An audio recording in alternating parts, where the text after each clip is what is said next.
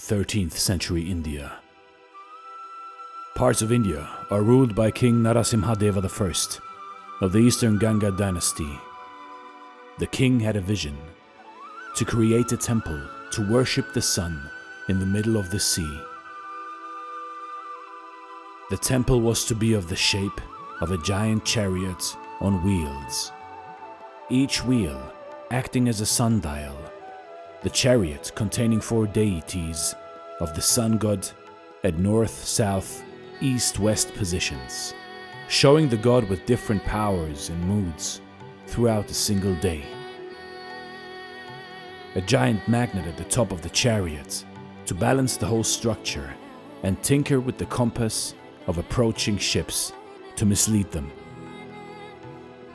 Towards the beginning of the construction of this magnificent temple, on the order of the king, small ships loaded with sand, soil and stones were carried to the middle of the sea, and the contents were thrown there to create the base of the temple.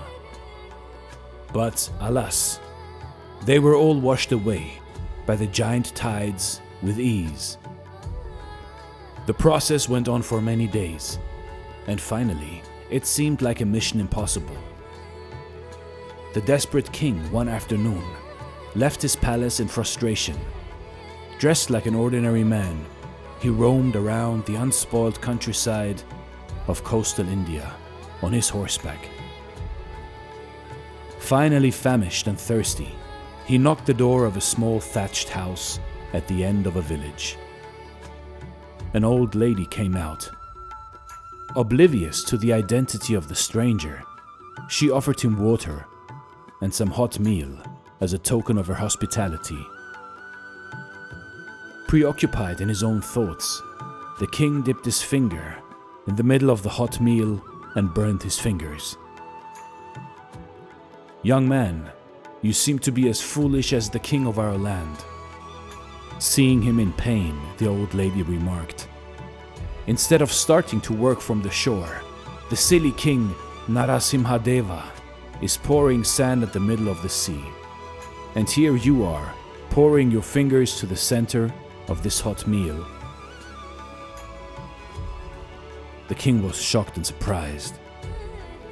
Following the sarcastic remark of the old lady, the king started his work from the shore, and in 12 years, with a workforce of 12,000 men, he completed the magnificent Sun Temple that awes the tourists from all across the world even today.